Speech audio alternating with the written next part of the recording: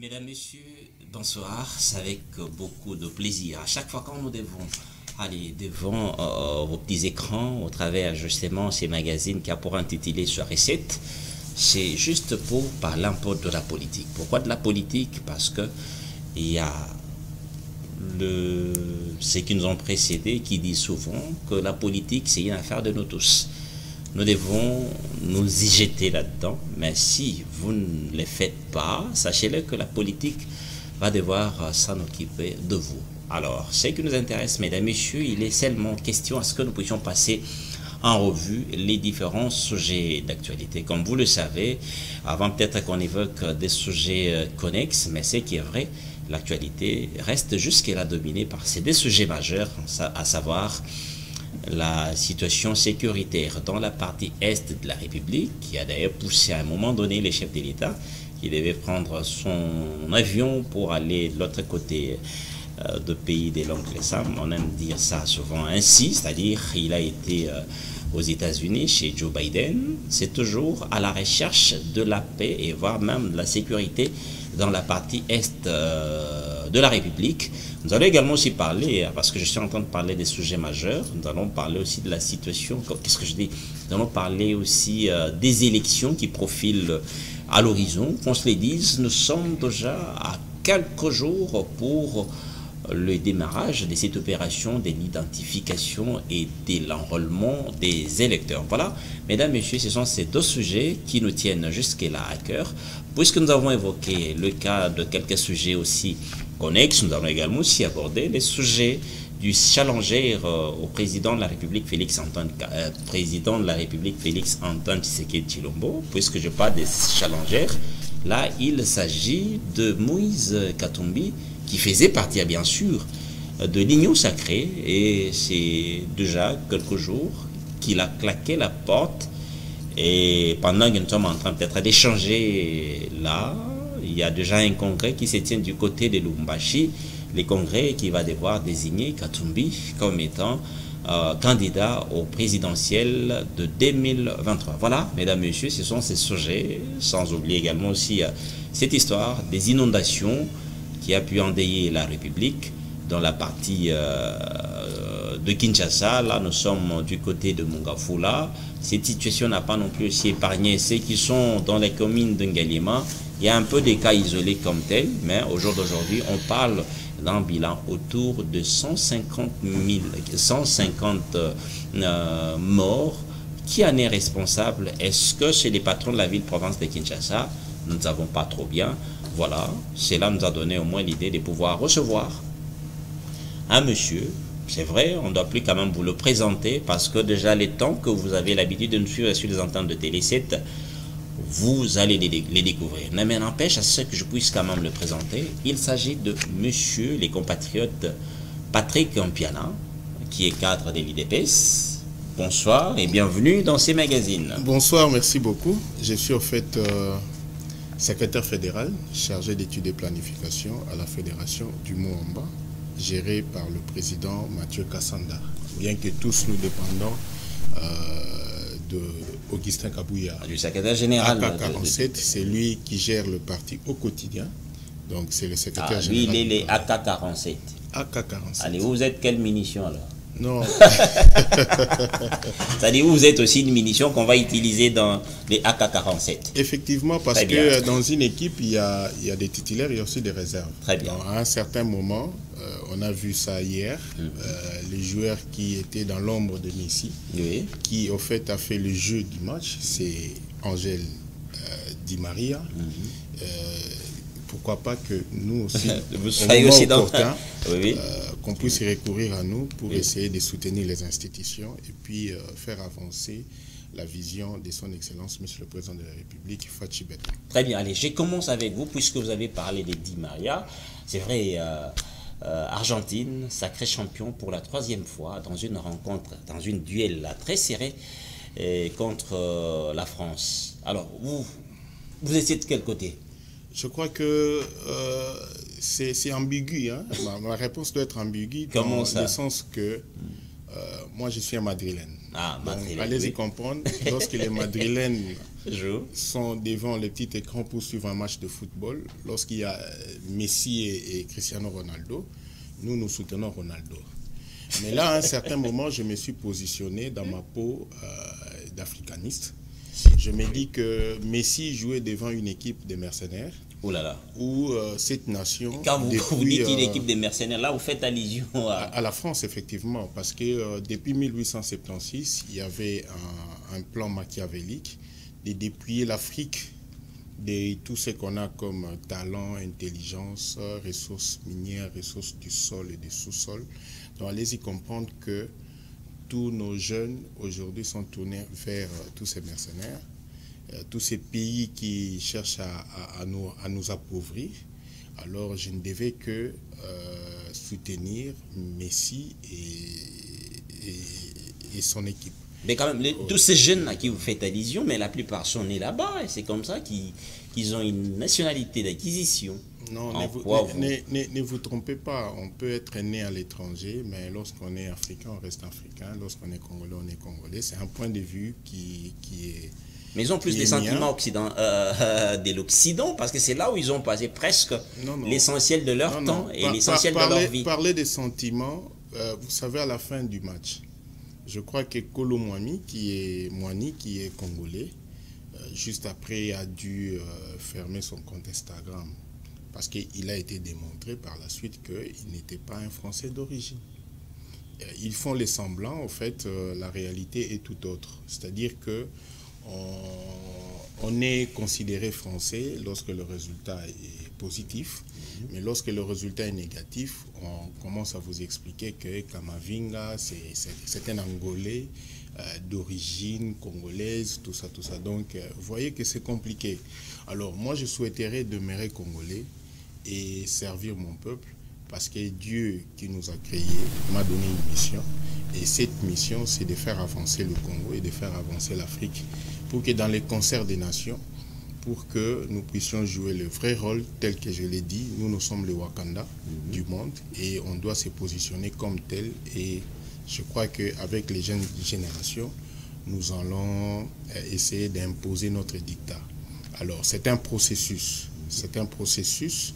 Il faut travailler et c'est ce qui justifie chaque fois que nous déboursons des petits riens pour acheter les carburants, arriver jusqu'ici. D'abord, il y a un coût d'opportunité en termes de temps, mais ce n'est pas un manque à gagner, bien qu'on n'a pas de coût d'opportunité. C'est le fait qu'on vient passer 1 heure du temps pour essayer d'expliquer à nos concitoyens, à nos compatriotes, ce que nous comprenons et ce qui doit être notre rôle pour essayer de sauvegarder notre continent et notre patrie en particulier. Très bien, merci Ali. Bon, là c'était juste une boutade.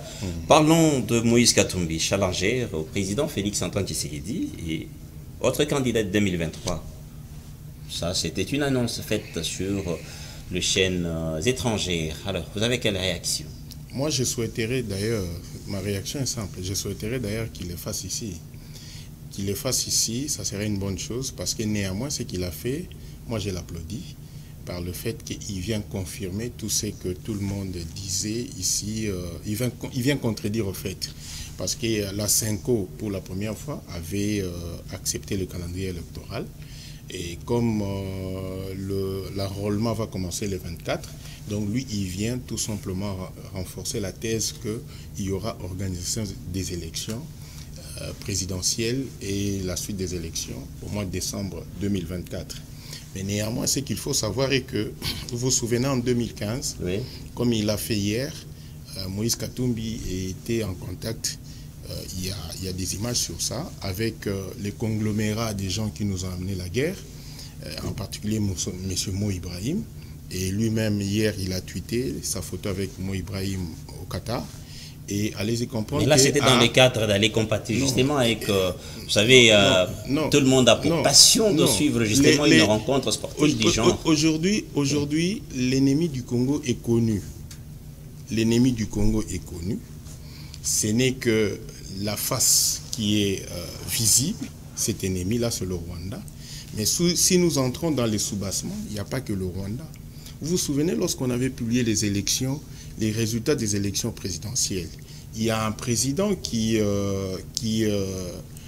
menaçait de faire boycotter le tout. C'était le président Kagame. Il avait demandé qu'on fasse sursoir d'abord le résultat. Et de l'autre côté, M. Mo Ibrahim avait prédit un mauvais sort à l'actuel président de la République. Et aujourd'hui, moi je suis congolais, lorsque quelqu'un veut du mal à notre président, donc vous avez ces sentiments de révolte. Veut du mal à notre République, moi je ne vois pas comment Moïse Katumbi, qui suppose être congolais, il suppose être congolais. Ah là, c'est vous qui le dites, hein, oui, il est congolais. Non, c'est pas moi. Non, c'est pas moi qui il a une nationalité. Je me pose des questions s'il est congolais ou pas, parce que moi j'ai vu 4 de ses passeports. Il a au moins 4. Parce qu'il faudrait encore qu'on revienne un peu sur cette question. On doit y revenir parce que la nationalité congolaise est exclusive. C'est ou bien, soit on est congolais ou soit on est étranger. Mais il en a été empêché sous le régime de Joseph Kabila. Non. Mais Félix, juste quand il est arrivé au pouvoir, les bons jeux, il est rentré le bon jeu démocratique souhaitera, c'est qu'il soit candidat président de la République. Ça, c'est mon souhait. Parce qu'il sera battu, il n'aura même pas 10% de suffrages exprimés. Il n'aura même pas 10% des suffrages exprimés. Donc il sera battu copieusement. C'est vous qui en détenez vous savez aujourd'hui... cette boîte à Pandore. Vous savez aujourd'hui, les Congolais ne sont plus prêts à accepter les demi-Dakar comme président de la République. Le monsieur est à la fois... Et là, vous rejoignez carrément...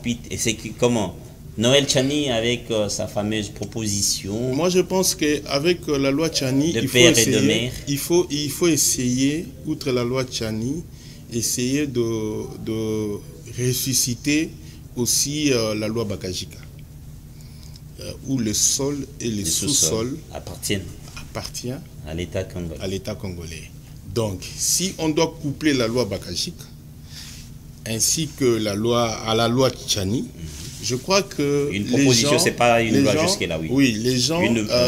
non, je pense que si en 2024, si le président de la République, comme il va gagner les élections, ce n'est même pas question de supposition parce qu'il n'a pas des concurrents. Heureusement que vous parlez au conditionnel. Oui, comme je suppose qu'il va gagner les élections. Très bien. Et j'essaierai par exemple... Je dois sauver un peuple en danger. Qui vont mettre en place une pétition pour solliciter le changement carrément de cette constitution qui, au fait, consacrait la balkanisation du pays. Parce que, comme l'a dit le professeur Kabissa, il y a au moins 44 articles qu'il faut élaguer de cette constitution. La même constitution qui a servi aujourd'hui Félix d'être là comme président de la République. Non, effectivement. Vous vous souvenez de papa de Hakim, lorsqu'il a dit que mon enfant n'épousera pas cette femme. La reine lui a dit. Là, vous nous renvoyez, c'est quoi le film encore Un prince à New York. C'est pour dire que nous, peuple congolais, comme moi je serai chef de file des gens qui vont mettre en place une pétition pour qu'on demande à ce que cette constitution soit revue. Parce que le sol et le sous-sol doit revenir aux Congolais. On ne peut même pas céder 1 kilomètre de notre sol pour essayer de promouvoir l'Union africaine. Ça n'a même pas de sens. Le pays est agressé, le Rwanda est agressé, nos voisins d'ici, qui sont Congolais comme nous. En quoi le Rwanda est agressé? Vous parlez de... Non, la RDC est agressée. Oui. La RDC est agressée. Oui. Nos voisins d'ici, qui sont Mungala ou Mboshi comme nous, qui sont Mukongo comme Lari comme nous, vous avez déjà vu un seul militaire de l'autre côté venir se battre pour dire qu'on doit défendre l'intégrité d'abord du Congo. Si on doit essayer de se présenter en un seul Congo. Là, vous insinuez quoi exactement? Oui. Non, c'est pour dire que le Congo doit être protégé par les fils du Congo. Je ne refuse pas que le président de l'Ensemble pour le Congo puisse jouir de ce qu'il prétend avoir comme la nationalité congolaise, mais nul ne peut se prévaloir de ses propres turpitudes. Il a été italien, il est juif. Lorsqu'il est allé accuser la République chez les juifs, Moi, je n'ai pas d'autre république où je poserai des questions ou des problèmes relatifs à la RDC. Je n'ai que le Congo. Mais lui, au moins, a l'État d'Israël où il peut aller se prévaloir d'une nationalité, parce que son père est de là. Mais néanmoins, sous certaines responsabilités, moi je donnerais raison à M. Tchani et à l'honorable Nsingi Pouloulou, qui a endossé la responsabilité de présenter ces projets de loi. Mais comme dans l'actuelle constitution, cette loi passe comme étant anticonstitutionnelle, et je souhaiterais que nous puissions revoir, selon l'entendement de M. le professeur Kabissa, de revoir au moins 44 articles. Et moi, je vais marteler sur l'article qui consacre la primauté sur les différentes terres du Congo qui doivent appartenir à l'État. Très bien, merci. Est-ce que le départ de Moïse Katumbi n'est-il pas un coup fatal à l'Union sacrée? Parce que, qu'on se le dise, c'est un gabarit politique en termes de sa taille. Oui. Je crois le jour qu'il a fait son speech, un jour après, j'ai vu un regroupement des hommes et des femmes. Ils se sont dit, ils font partie de l'ensemble, ils sont les modérés. C'est parce que ces gens-là, qui sont députés nationaux, ils ont compris la vision et la façon dont le chef de l'État est en train d'organiser la République. Donc, ce n'est même pas important pour qu'à une année des élections, comme il l'a fait en 2015, lorsqu'il est allé se présenter dans le forum organisé par Mo Ibrahim Foundation, il a fait la même chose à une année des élections. Il est dit sur France 24. D'abord, il a emprunté la route de Mokambo pour sortir, alors qu'il pouvait bien prendre l'avion à l'aéroport de Luano, ou soit sortir par Sakania, qui est non loin de l'aéroport de Ndola, et il pouvait aller aisément. Mais néanmoins, vous savez... Mais paraît-il qu'on avait interdit le survol sur l'espace congolais de son jet. Oui. Est-ce que son plan de vol, est-ce qu'il y a eu demande réellement? C'est la question qu'on doit se poser. Est-ce que le plan de vol a été détaillé, tout ça? Vous pensez que toutes ces démarches n'étaient pas menées? Non, des questions qui relèvent à la sécurité nationale. Ce n'est pas à Katumbi d'imposer un dictat. Parce que s'il y a mort d'homme aujourd'hui, ce n'est pas Katumbi qui serait redevable vis-à-vis de la nation. Le Congo a un président de la République. Le Congo n'a pas deux présidents. Vous vous souvenez, il y a 2 ans, sous le gouvernement Ilunga Ilukamba, on nous a parlé de Yémé ici. Où est-ce qu'il est? Où est Yémé? Yémé, il n'est plus là. Et à plus forte, à l'ancien président de la République. Parce que les gens pensaient que une fois que le président Tshisekedi avait gagné les élections, et qu'en dehors de lui, il y avait encore un autre président. C'est-à-dire qu'il y a des sujets qui relèvent de la sécurité nationale. Lorsque les instances de sécurité ne vous ont pas accordé l'autorisation, et 7 jours après, vous voulez rendre la situation comme si c'était complexe, comme si vous êtes lésé. Non. Et la pire des choses, je ne vois pas qui des Congolais va les voter. Parce qu'il nous a traités, il nous a traités tous des non-civilisés. Il y a toujours des Congolais je ne sais pas s'il comprend qu'est-ce qu'on entend par le mot civilisation. Parce qu'il a dit ceci. Les pays civilisés, donc pour lui, la Zambie, c'est un pays civilisé. Mais moi, j'ai été escroqué en Zambie. Est-ce que là, vous ne les prêtez pas dans des intentions? Non, moi, j'ai suivi son speech.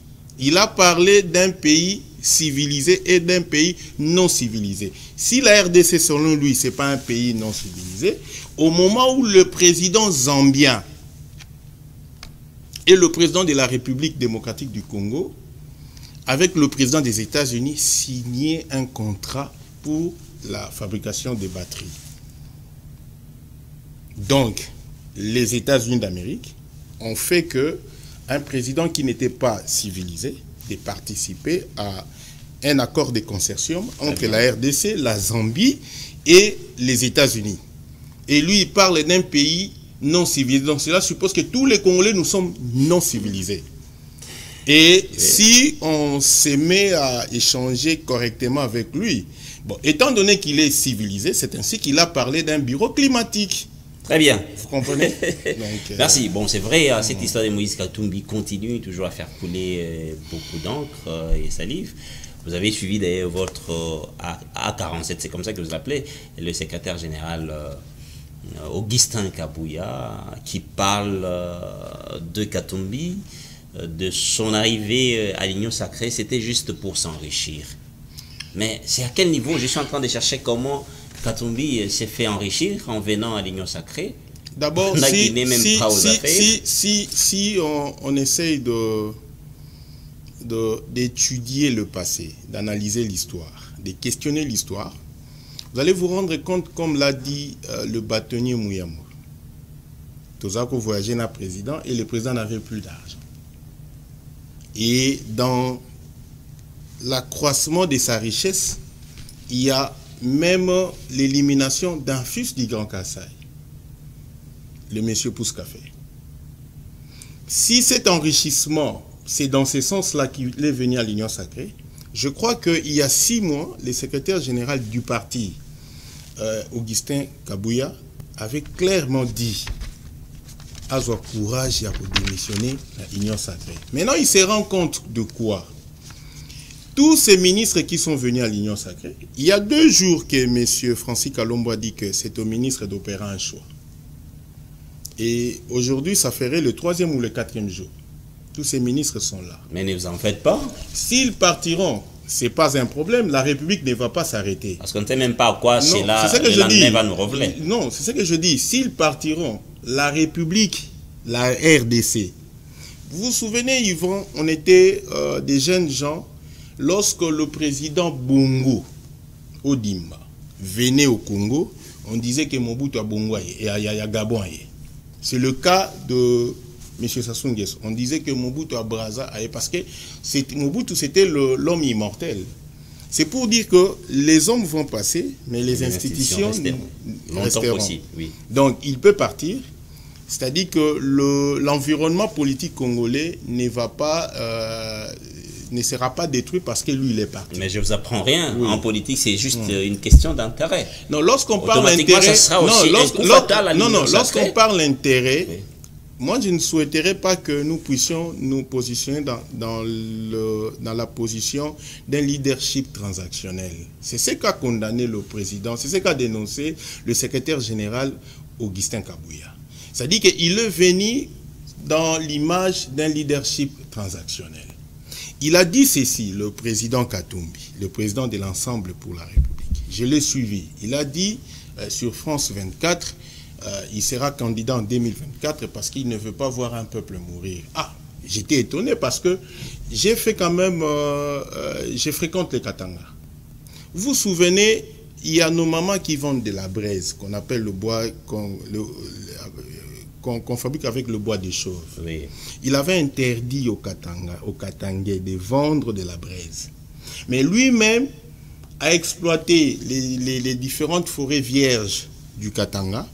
Il a commencé à fabriquer de la braise et il les vendait en Afrique du Sud. Et lorsque même les communs des mortels ont mis en place des taxis jaunes, pour essayer de gagner à 30 $ le jour, lui, étant que gouverneur, a mis en place aussi des taxis. Il a même commencé à fabriquer des briques. Donc, on risque de se retrouver devant un monsieur qu'on va penser comme si c'est une personnalité de bienfaisance, alors que c'est une personnalité de nuisance, en fait. Comment ça, vous l'aurez jeté au jour d'aujourd'hui? Pas plus tard, il y a quelques années, c'est presque tout le monde qui applaudissait, qui acclamait sur Katumbi. Non, on a dû même passer par le devant de tous les autres gouverneurs à l'époque comme étant les meilleurs. Non, moi j'ai fréquenté les Katanga. J'ai fréquenté les Katanga en 2009. Je suis allé dans le compte d'une entreprise pour lancer une activité promotionnelle. Il y avait 3 propositions devant moi. Et j'ai juré pour le Katanga parce qu'à l'époque, on disait qu'on a construit une autoroute qui quitterait Lubumbashi jusqu'à Kasumbalesa. L'aéroport de quoi? Des Luano était modifié, amélioré. Mais lorsque je suis arrivé sur place et j'ai fait Kasumbalesa, j'ai fait Kipushi, c'était vraiment un regret total. Mais par contre, il y a 2 ou 3 mois, j'étais au Katanga. La façon dont travaille Kiaboula, là même si on me pose la question, je vous dirais clairement que Kiaboula serait le meilleur gouverneur du Katanga après Koyagialo. Est-ce que cette position prise, c'est pas parce que Katumbi il veut se mesurer aux côtés de Félix Antoine Tshisekedi comme étant candidat pour gérer le Congo? C'est mesuré du côté de Félix, c'est pas un péché. C'est pas un péché, c'est ce qui justifie que la démocratie fonctionne correctement. Et là où moi je regrette, Katumbi pouvait se présenter même sur votre plateau pour essayer d'annoncer sa candidature. Mais c'est pas un problème, il y a déjà un congrès qui se tient là, c'est au terme de ce congrès. Oui, donc c'est-à-dire que sa candidature sera je souhaiterais le voir candidat. Je souhaiterais le voir candidat parce que c'est que je sais. Là où il doit essayer de faire encore, de s'améliorer parce que Mazembe commence à perdre les terrains. Et aujourd'hui, l'écart entre Vert Club et Mazembe est de 10 points. Vous voyez que c'est là où il doit s'améliorer pour essayer de renforcer sa présidence. Mais pour essayer de voir comment gérer la République, il a été gouverneur. D'abord, à l'époque où il a été gouverneur, c'est à l'époque où le peu du Katanga, la relation entre le Katanga et le Congo central a été détruite. Cette relation qui consistait à ce que le Congo central livrait au Katanga le courant électrique et le Katanga livrait le fret. Parce que sous le président Mobutu, le cuivre et consorts et autres minéraux prenaient le train jusqu'au niveau de Port-Franqui. Et de là, ça prenait le bateau et ça prenait la route pour... vers l'Ovite. Oui. Non, pour le Congo central. Ah, okay. Et ça sortait par Matadi. Donc, ça transitait ici par le terminal port container Kinshasa, ici au niveau de Beach Mobile. Mais lui, lorsqu'il est venu, il était gouverneur. Qu'est-ce qu'il a fait pour essayer de développer l'économie intérieure? Est-ce que c'est le moment qu'il faudra encore rappeler tout ça? C'est pour dire que... Le passé des Katumbi, dès lors que c'était sous l'applaudissement de tout le monde. Si ton passé est bon, c'est-à-dire le futur ne pourrait être que... Mais vous ne me direz pas non plus, s'il est contraire, que Katumbi était plébiscité comme meilleur gouverneur. Pour une preuve, la plupart de beaucoup de nos provinces ici en étaient bénéficiaires des différents ambulances. Je vous dis, comme don de la part je vous dis, c'est du Katumbi. Je vous dis, c'est du transactionnel. Très bien, merci. C'est du transactionnel parce que le stade de Mazembe, oui, qui, au fait, bon, c'est un terrain des Salésiens, qui, au fait, contient 30 000 personnes, mais lorsqu'on doit vendre 100 000 billets et on dégage la différence pour dire aux joueurs que je vous fais les dons de 5 000 par joueur, alors qu'il y a de ces entreprises qui étaient forcées pour acheter les billets des matchs. Donc, allez-y comprendre que ce n'est pas un leadership crédible. Le vrai leadership, c'est un leadership qui doit être transformationnel. Très bien. En partant, en laissant les Katanga, on devait avoir ce que fait l'actuel gouverneur dans le Katanga. C'est-à-dire qu'il développe des chaînes de production agricole avec le maïs. Mais néanmoins, lui, créait des crises de maïs pour essayer d'accroître le prix. Et lorsqu'il y a augmentation de prix, allez-y comprendre, le rapport pour trouver le pouvoir d'achat, c'est la relation entre le prix et ce que vous touchez comme rémunération. Très bien. Et lorsqu'il y a augmentation de prix, donc il détruisait même le pouvoir d'achat de Katangé. Très bien. Bon, c'est vrai, nous aurons pratiquement tout notre temps sur les dossiers des Katumbi, surtout que ils sont en congrès qui va devoir porter sa candidature de manière officielle. Mais parlons quand même de Félix Antoine Tshisekedi, qui a eu à échanger dernièrement avec Joe Biden sur dans plusieurs domaines, politique, sécuritaire, diplomatie, commerce et investissement. Vous avez quelle réaction, rapidement? Ma réaction est simple. Je crois que le président de la République, dans le moment où se positionne l'histoire du pays, il joue bien sa carte. Il joue bien sa partition, dans le sens où c'est pour la toute première fois que le président Kagame n'a pas eu l'opportunité d'être reçu en pompe aux États-Unis, parce que le président de la République, en abordant toute cette matière, a essayé de présenter la vraie face qui n'était pas sous la gouvernance passée, qui n'était pas présentée. Et puis, sur base de cette rencontre, on a tous remarqué, on a tous suivi que la République de la Zambie, la RDC ainsi que les États-Unis, on a signé un accord pour la production de batteries.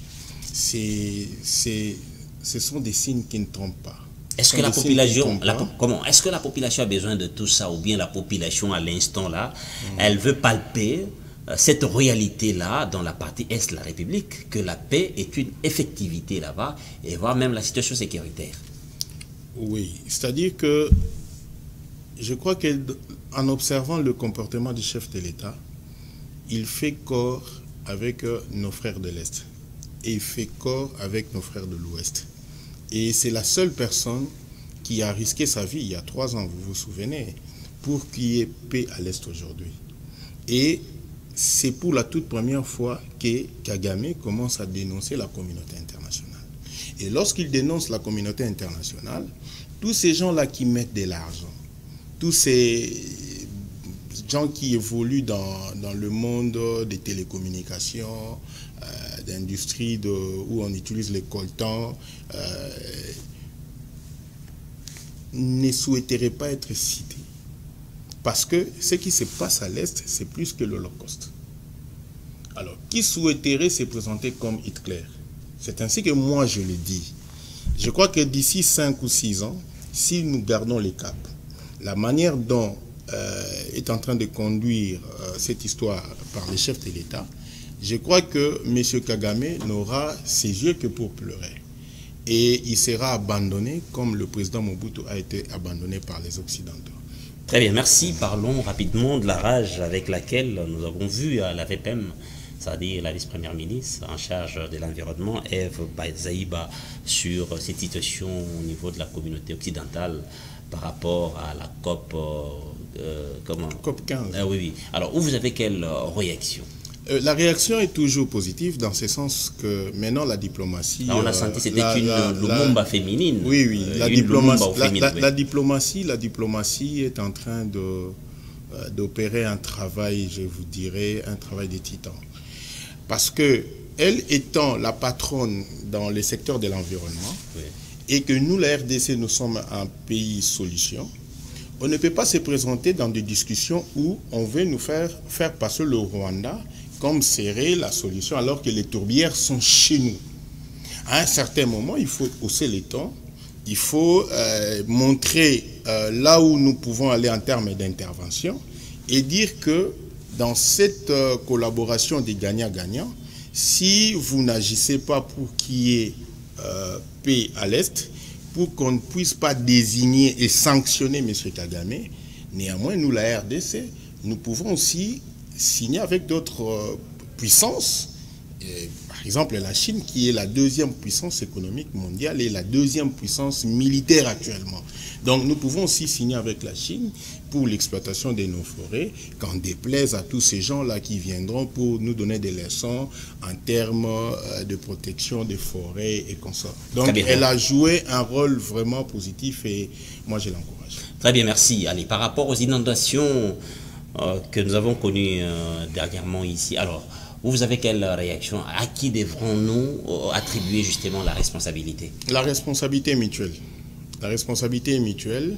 Nous, population, hier, je suis allé à Mombele parce que moi, j'ai perdu tout un mur de 30 mètres à Mombele sur l'avenue Potopoto numéro 20.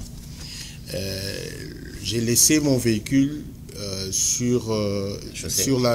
sur la chaussée, mais sur l'avenue Yanonge. Je me suis dit, bon, tant mieux pénétrer Mombele tout en marchant pour voir ce qui se passe. Oui, oui. C'est faire quand même l'idée par rapport à ces par rapport à la gestion de la société.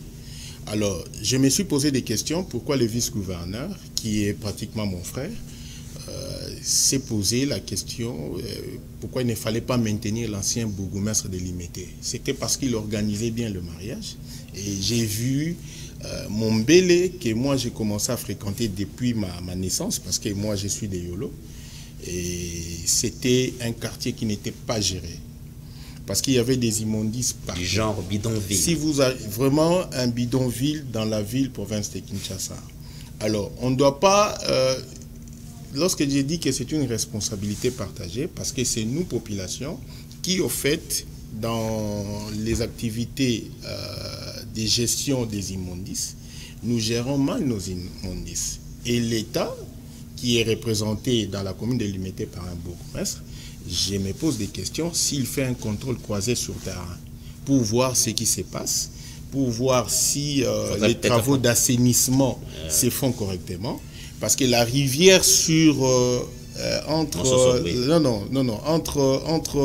l'avenue Potopoto et l'avenue Bateke, la rivière qui est là n'a jamais été curée. Moi, Mais ça, c'est un cas isolé, donc non, vous parlez, oui. Il n'y a pas que ça. Il n'y a pas que ça, parce qu'il y a eu... voilà pourquoi on a eu à déplorer des morts à travers la ville. On a parlé de plus de 150 morts. Donc, si je cite le cas de Mombele, parce que c'est là où il y a mes électeurs,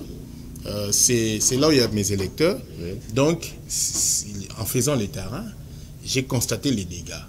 Et pendant tous ces 18 ans de l'AFDEL, on n'a pas éduqué la population. Et à nous maintenant, futurs députés, de faire ce travail pour essayer d'encadrer la population et de les accompagner aussi. Très bien, allez, on termine avec vous juste une question. C24, ça sera déjà l'opération d'identification et d'enrôlement des électeurs. Allez, rapidement, une réaction de votre part, parce que c'est déjà la fin même de ces magazines. Oui. Non, cela confirme qu'il y aura élection. D'ailleurs, moi, le 27, avec un échantillon de mes électeurs de Moamba, nous allons aller nous enregistrer dans le fichier électoral. Donc c'est pour dire que mes encouragements et mes félicitations à l'équipe de la CENI. D'ailleurs, ça a été confirmé par le président Katumbi, qui sera candidat, comme la présidence de Tshisekedi a été confirmée par M. Fayoulou à la Cour constitutionnelle. Très bien, merci. Voilà, mesdames, messieurs, c'est la fin de cet échange. Je dois vous dire merci, cher Patrick Piana. Merci à vous aussi. Merci également aussi à nos amis qui nous ont servi de l'autre côté de la technique. Merci également aussi à vous, nos chers téléspectateurs, qui nous ont suivis avec beaucoup d'attention sur les antennes de Télé 7. On se retrouve prochainement. On vous dit au revoir et à la fois prochaine. Bye bye.